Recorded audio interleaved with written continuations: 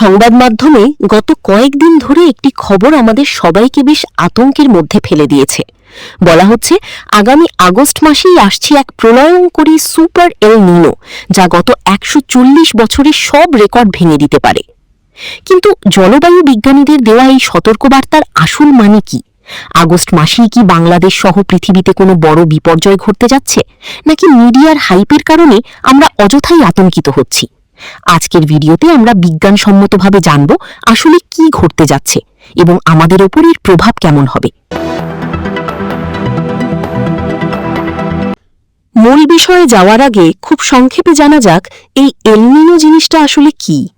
এল নিনো কোনো ঘূর্ণিঝড় বা টর্নেডো নয় যে হঠাৎ করে এসে আঘাত করবে। এটি হল প্রশান্ত মহাসাগরের পানির তাপমাত্রার একটি দীর্ঘমেয়াদী পরিবর্তন। যখন কোনো কারণে মহাসাগরের পূর্ব ও মধ্য অঞ্চলের পানির তাপমাত্রা স্বাভাবিকের চেয়ে অনেক বেশি বেড়ে যায়, তখন তাকে বলা হয় এল নিনো।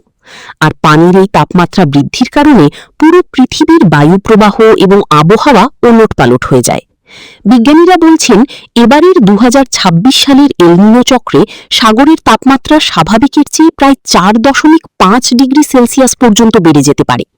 মানব ইতিহাসে সাগরের পানি এত দ্রুত এবং এতটা গরম হতে আগে কখনো দেখা যায়নি। আর এই তীব্রতার কারণে বিজ্ঞানীরা একে বলছেন সুপার এল নিনো।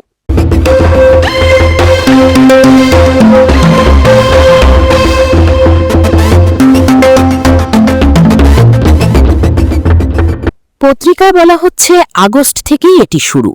তাহলে কি আগস্টেই আকাশ ভেঙে বৃষ্টি পড়বে, নাকি তীব্র খরা শুরু হবে? আসলে বিষয়টি তা নয়।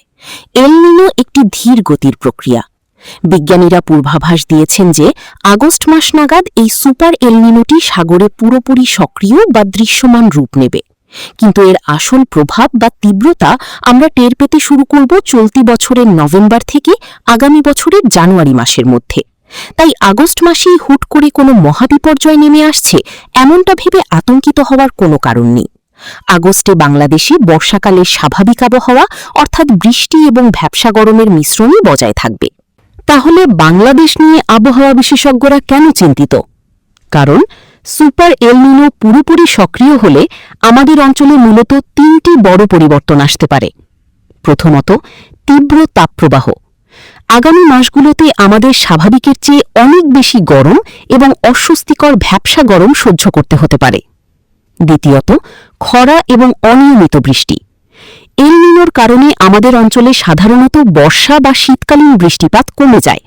তবে এর একটি অদ্ভুত আচরণ হল এটি দীর্ঘ সময় অনাবৃষ্টি রাখলেও হুট করে খুব কম সময়ে রেকর্ড পরিমাণ অতিবৃষ্টি নামিয়ে দিতে পারে, যা আকস্মিক বন্যার কারণ হতে পারে। তৃতীয়ত, কৃষি ও স্বাস্থ্য ঝুঁকি। সময়মতো বৃষ্টি না হলে আমন বা বোরো চাষের ক্ষতি হতে পারে। পাশাপাশি তাপমাত্রা বাড়লেই ডেঙ্গুর মতো মশাবাহিত রোগ বা পানিবাহিত রোগের প্রকোপ বাড়তে পারে বলে বিশ্ব আবহাওয়া সংস্থা সতর্ক করেছে। তাহলে শেষ কথা কি? খবরগুলো অবশ্যই চিন্তার, তবে ব্যক্তিগত পর্যায়ে এখনই প্যানিক বা আতঙ্কিত হওয়ার কিচ্ছু নেই। সাগরের এই পরিবর্তনটি একটি বৈশ্বিক ঘটনা এবং বাংলাদেশ সরকার ও কৃষি বিভাগ ইতিমধ্যেই এগুলো মাথায় রেখে দীর্ঘমেয়াদী প্রস্তুতি নেওয়া শুরু করেছে। আমাদের যা করতে হবে তা হল প্রকৃতির এই খামখেয়ালিপনার কথা মাথায় রেখে আগামী দিনগুলোতে পানি ও বিদ্যুতের ব্যবহারে সাশ্রয়ী হতে হবে এবং গরমের সময় স্বাস্থ্যের প্রতি বাড়তি নজর রাখতে হবে। আবহাওয়া ও জলবায়ুর এমন আরও গুরুত্বপূর্ণ আপডেট জানতে আমাদের চ্যানেলটি সাবস্ক্রাইব করে রাখুন। ভিডিওটি তথ্যবহুল মনে হলে বন্ধুদের সাথে শেয়ার করতে ভুলবেন না। ভালো থাকুন, সুস্থ থাকুন। দেখা হবে পরের ভিডিওতে।